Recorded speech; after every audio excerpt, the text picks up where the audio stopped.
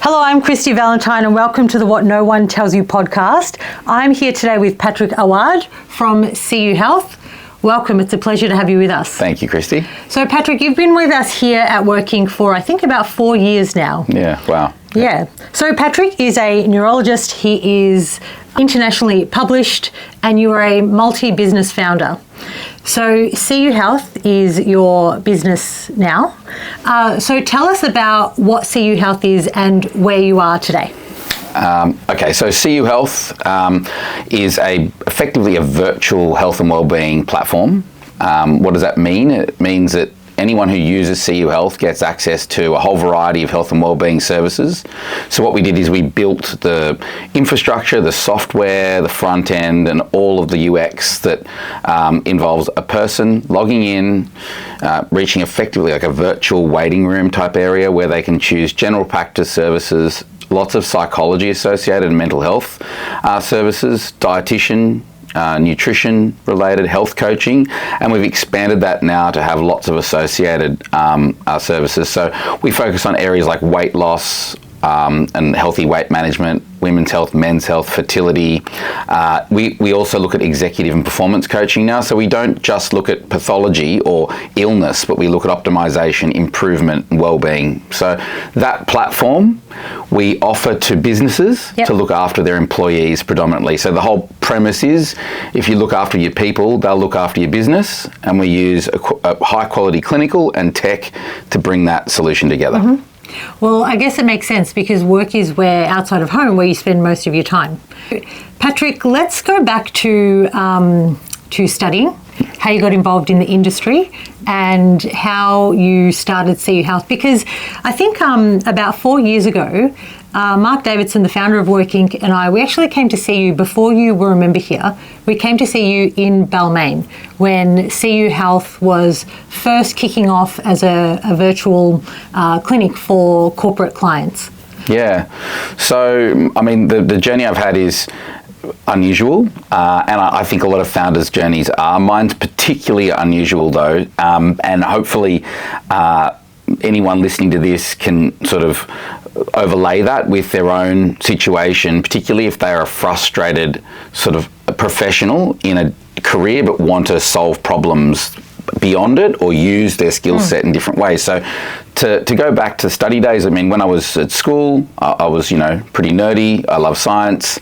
I was very good at school, and I wanted to do medicine. I actually didn't know whether I wanted to be a physicist. I liked the way the universe worked. I wanted to understand it better. So I didn't know for sure, but I wanted to use, my abilities to contribute in some way. And then it became clear a good way of doing that was in medicine, science and people. I tend to get along with people well enough, so it was a good mix. And I was fortunate enough to be raised and supported in a way that allowed me to go through that. So then I started that off. Now, I was interested in the brain. Neuroscience fascinated me. I think the brain is interesting to most people. I mean, anyone who says, the brain's not interesting, I don't really get them. It's this sort of cauliflower-looking thing that does so much. You think, you feel, you move, and everything because of it. So that fascinated me. I did neuroscience. I wanted to be a neurologist, which is a medical specialisation that focuses on diseases of the brain, the spinal cord, the nerves. So to go through that pathway is huge. I mean, it's about 14 years from the end of school to being a specialist. You have to go to uni and work full time at the same time, so you're working around the clock. So I did all of that. And then going along the way, I guess I'm not the kind of person that gets tired like other people do, where I've done that, that's enough. You're a founder. Yeah, I'm a founder. You're a true founder. So I don't have the luxury of getting tired. So then I just sort of went through that, fascinated, helping people, using my skills, and I still do that every week. I love it. But I saw lots of areas in our healthcare system and in health generally that were constrained. There were friction points for accessing care, confusion patients had going between clinics. A lot of people would get a blood test form and never follow up, or they'd see a psychologist they don't get along with, have 2 sessions, and they're still depressed or anxious. All this stuff annoyed me. It just was, the system had flaws. So even if I was doing a really good job or the best I could at the bedside, it still was impacted by the system. So after 14 years of study, you become a doctor, is that correct? No, I became a doctor. You become a doctor sort of within sort of 6 years of the first, and then after that, you're a doctor, and then you go through each of the stages to become a specialist while studying. So you're doing it the whole time. So my entrepreneurial journey started in the middle of that. I didn't wait till the end. No chance for me. I was like, I lived like a double, triple life. And why did you choose to follow an entrepreneurial path during that time? Yeah, I think that just the predictability of my career and the repetitiveness of it in a way, and then the problems that could be solved if I put my creative mind elsewhere just drove me. Like it was a combination of inspiration and frustration that led me to doing it. And that's that. What were the frustrating points where you decided that there was a problem that you wanted to solve? Well, I think that one of it's personal. It was like, I've got all these creative ideas and I'm not being able to exercise them in my everyday neurology. Like I like art and music and tech and all sorts of things, and I just felt like that wasn't ever going to be used. I'm like, you only live once. I have to use those things personally. The other part of it was just seeing people with lots of preventable disease that didn't need to have that disease, or confusion around the way they navigate the healthcare system, or the fact that in hospitals the tech team never asked the doctors about the kind of tech they wanted to use, so everyone was frustrated with each other. It's just messy. And so I thought, well, I started the first business I started, which was actually 5 years before I finished my specialisation, was in medical education. So I started a business. It still exists, actually, that company. It's called Physician Central, and that educates doctors as they go through their specialist training. That was part one, the simplest business I started in education. And I started it with another doctor, and it was like, great. And then suddenly I realised people were willing to pay for something of value that helped them with their career, helped them be better doctors.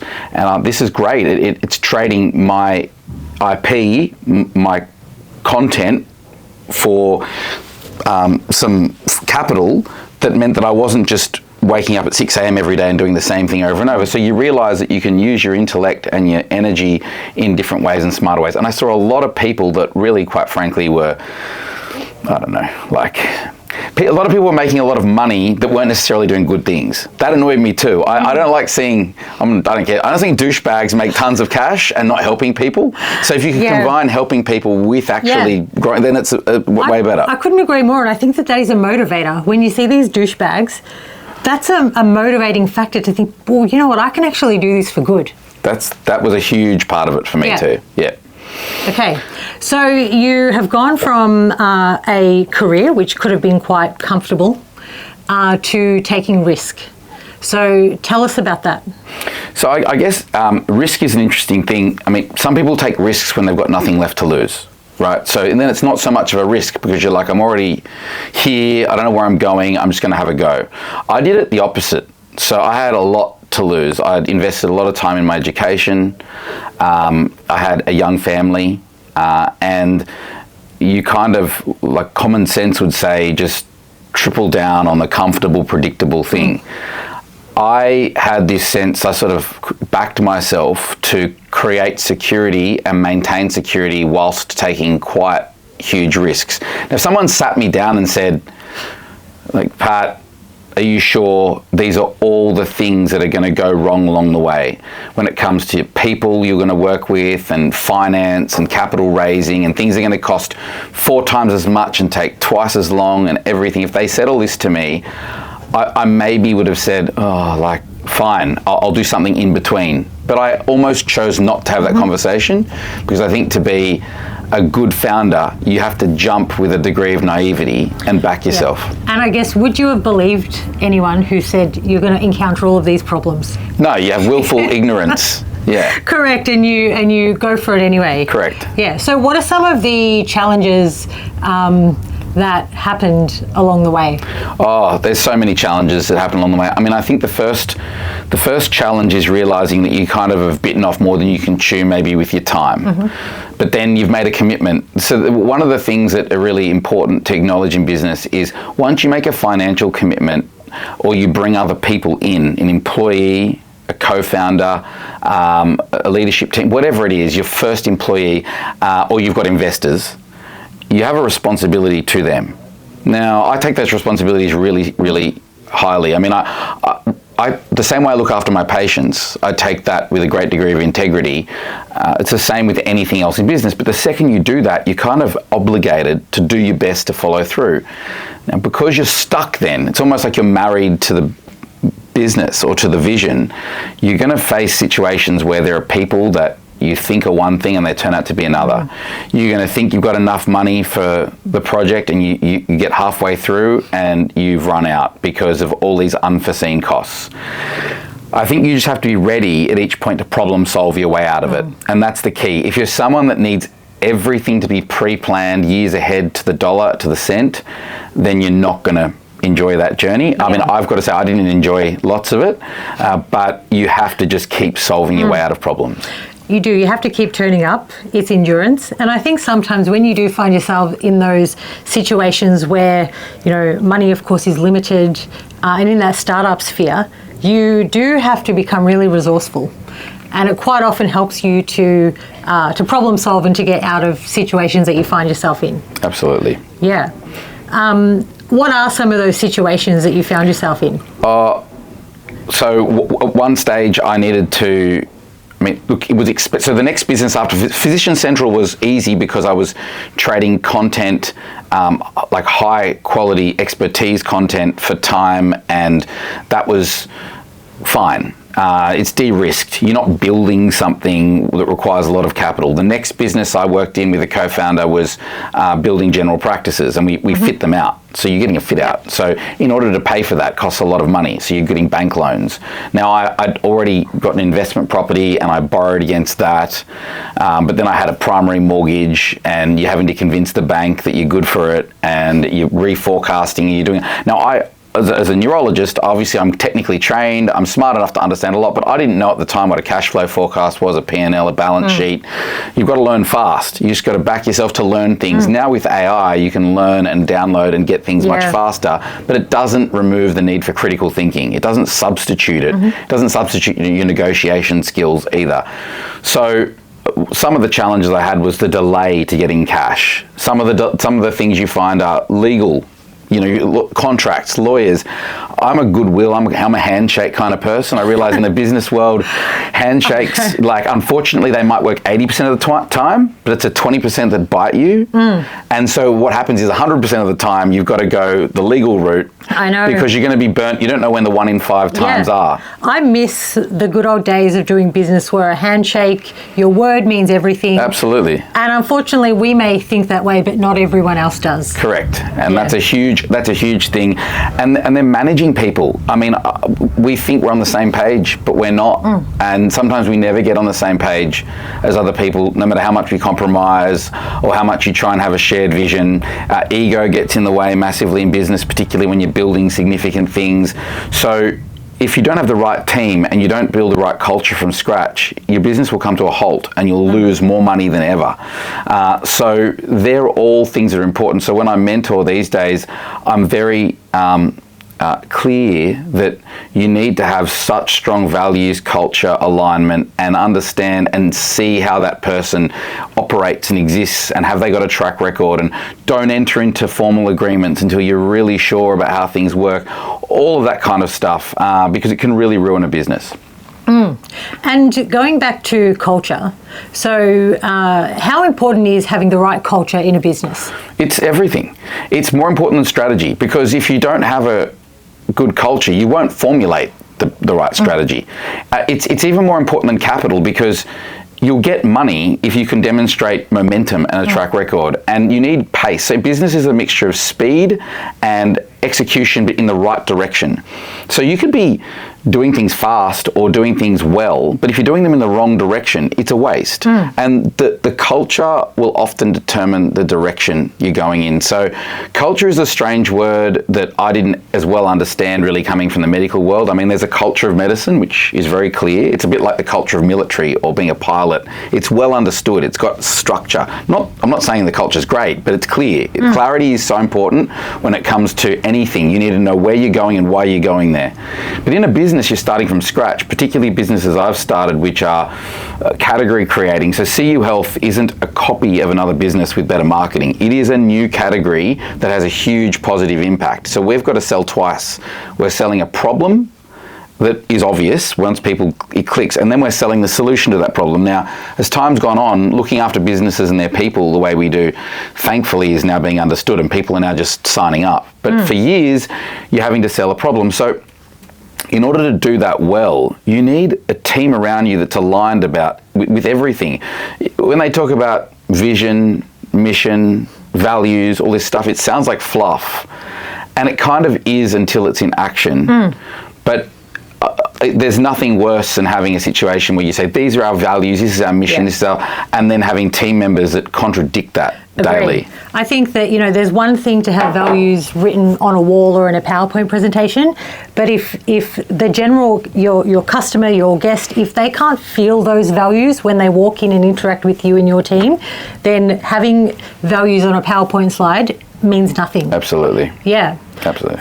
So I do recall that when Mark Davidson and I, when we came to see you 4 years ago, CU Health was, first forming. And I recall that at the time we were absolutely amazed with what you were doing and how you were bringing virtual clinics into the corporate space and in businesses. We actually, unfortunately, had a situation where we lost a team member. And he had some health concerns, and unfortunately, he passed away. Now, upon reflection, thinking more about your business and what you do, I think that it's so incredibly important to make these resources available where healthcare is even more accessible, because sometimes things like this may potentially have been preventable. So I think that there's a real importance and need for what you do in the space. Yeah, so we've been, we know the solution works, and we knew it would work from the beginning. So, when you're basically assembling good quality care, mental health care, physical health care, social health care, whatever it might be, you know that solution works for one person. If they get access to it, it's going to work. So the next step is well, how do you put it into a vehicle that makes it accessible? The next thing was, well, as you said it earlier on, you spend most of your waking life at work, and people now are living complex lives, cost of living pressures, the way relationships work has changed, raising kids has changed, the playbook is being rewritten all the time. And so we don't really have the same blueprint. Some traditions will always exist, which are great, and I think sometimes traditions are thrown out too quickly. But on the other side, the way we live's just changed so much. So the way we access health and keep ourselves okay has to change as well. Now, I use a lot of analogies when I'm speaking to company directors. I sort of say to them, well, there's two analogies that I use a lot. One is the IT and tech one. We've got infrastructure, servers, computers, software, hardware. All the time we're looking at how's it working, is it efficient, have we got antivirus software, cybersecurity software, data and private. So that same analogy applies to your people. You pay the most for your people, but what are you doing for them and around them to protect their operating system, their software and their hardware? If you do that, you're going to get such a better return on investment on that amazing resource, which is a human being. And all businesses need human beings. No matter how much AI is pumped in, they're going to use AI better if they're working better, right? So that's part one. Part two is I then use a really high performance analogy. A lot of the men that often run companies love thinking about this as high performance, so I sort of run it through that filter. And I said, look, we pay $1 million a year to athletes, and they've got around them a doctor, a dietitian, a mindset coach, a physio. They've got all these things. They're very precious. They're precious assets, and we expect them to go out onto the field and win and recover and come back. And they've got access to this network of expertise. Now, every person wakes up in the morning, the buzzer goes, they're on the field, this is a metaphor, they try to get through their day without being injured, mentally, physically or otherwise, make $1 for their family, whatever it might be, get home, recover, and come back to the field the next day. Why wouldn't every human being need the same or at least some sort of support like an athlete does? Yeah. Then people are like, oh yeah, that makes sense. We see athletes as heroes in this way, but business owners don't see their employees as like the players on a field. But the second you do that, it changes your perspective, and we're delivering a solution that solves for that problem. So now we have about 130 businesses, companies we look after, everyone from childcare and legal through to sports clubs and massive manufacturing, ASX listed companies. And what's amazing is seeing leadership teams understand that if you have a really good, not a fluffy, tokenistic offering, but a proper, solid health and wellbeing offering for your people that demonstrates impact, it's amazing. It's like if you plug AI into a business properly and you have a human performance and well-being tool that's amazing, you use them together, you end up with 1 + 1 = 10 for a business.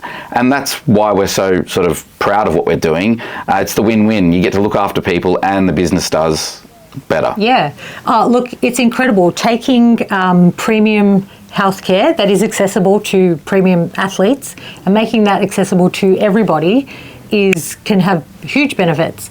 And I think in speaking about technology and how things have changed, your service even allows people to access it if they're on holidays or if they're away. And it's not just, I might have a cold today. It's like, how can I be better to show up in work, personal relationships, and all aspects of life? Of course, yeah. I mean, well-being is a continuum. Whatever you're feeling at home, you bring into work. Anyone's in denial if they leave the door of their house that morning and they're feeling flat, low energy, didn't sleep well, had an argument with their partner, the kids were being really difficult, that energy comes into the workplace. It doesn't just switch off. It's not like, you can just, because the boss says we leave work at work and home at home. It doesn't work. It's the same. Lines are very blurred, and sometimes they contribute to errors, mistakes. When you look at injury on work sites, whether they're construction and manufacturing, often it's not because the person isn't trained in how to use a forklift. It's because they're going to fall asleep.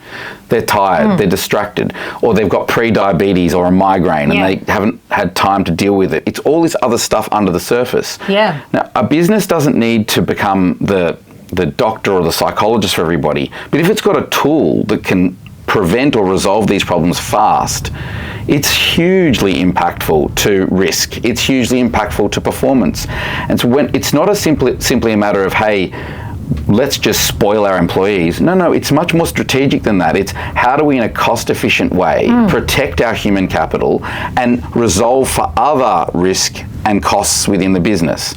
And that's where the return on investment piece comes into it. And there's a huge ROI on it, but it needs to be done really well. It can't be Band-Aid. It needs to be integrated into the company.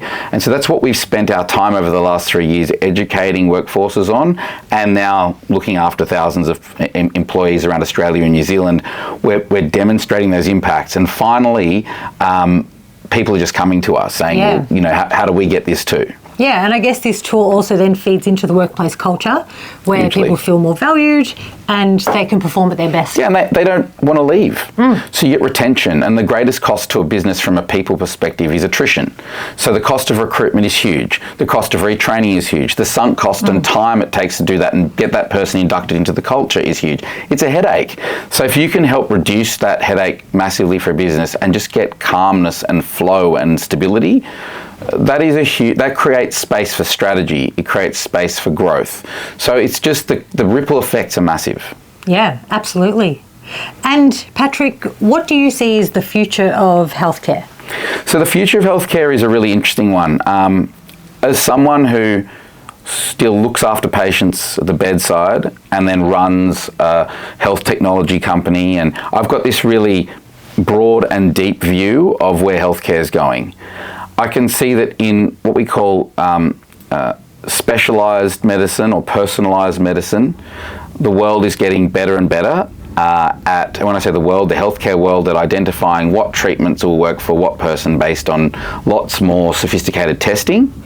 I see there's problems in healthcare as well, where there's a bigger consumer market with consumer health coming through that isn't really governed properly. So people are just getting MRIs and blood tests everywhere, but they don't know what to do with the results. So there's actually a word of caution that a lot of businesses are popping up and sort of jumping on the bandwagon and using fear or a sense of giving people a sense of control over their health when it's not really there. So follow through is not there. So it's really important that any future healthcare innovation has follow through, from the testing right through what to do with the results, right through to responsibly acting on them. Otherwise, it's just a fear-based campaign. So there's some bad elements to healthcare. Some of the good elements are how we're using AI. So what AI is doing is it's able to aggregate information, high quality information, and produce better recommendations and outputs much faster than what we used to do when we're looking up information.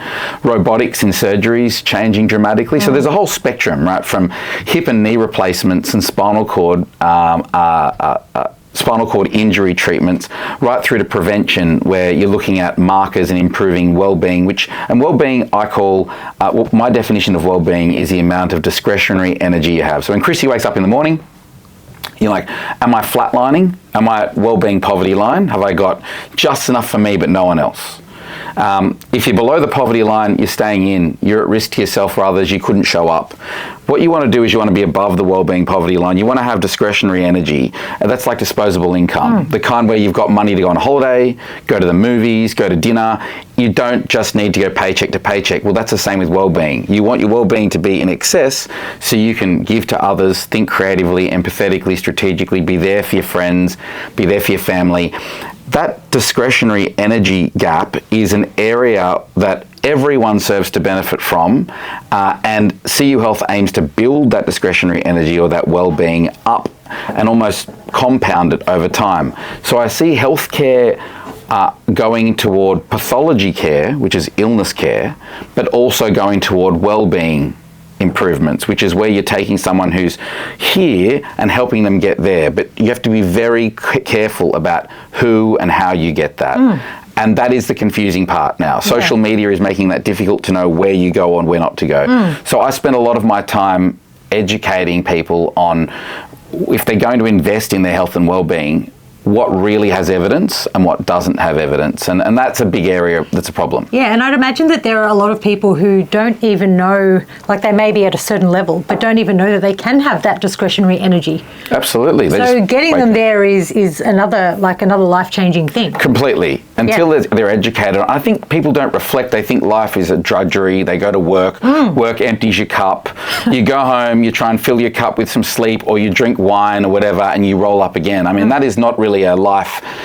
You can do better than that, particularly if you're in a country like Australia where there's a significant degree of freedom. There are places around the world where you don't have that privilege, and that is awful. But here, there's a lot that can be done in order to free up your energy, which then is passed on to others. And I happen to be born with a bit more than others, so it's almost a few more scoops. So in a way, I am using what I've got to help compound that. And you need accountability. You need a sustainable. It's not one-stop solutions. It's like raising a child. You can't just tell them, have manners once a month and then disappear. Well-being is about habits, but it's also about human connection. So if someone's there confidentially to care for you and say, hey, Christy, how you going? I know you've been exhausted the last 3 months. And that could be anemia. It could be diabetes. It could be sleep problems. It could be sleep apnea. It could be all this stuff. You need someone who is an expert to work out what those things are with you, put you on the right path, give you the skills to know, and then you move on. That's life-changing. Yeah. Excellent. I hadn't heard about the discretionary energy before, but knowing that, just in life in general, if you have that, it can be so beneficial to you and others around you. Absolutely. Okay, and finally, Patrick, what is someone that no one told you before you started a business? Something no one told me.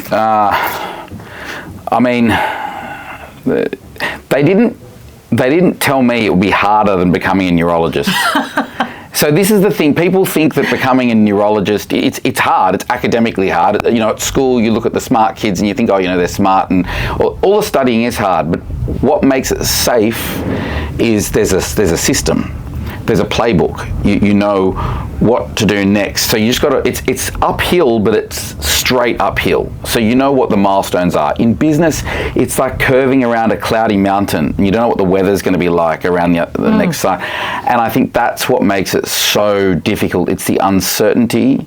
It's the pivoting all the time. It's the sleeplessness that comes with that.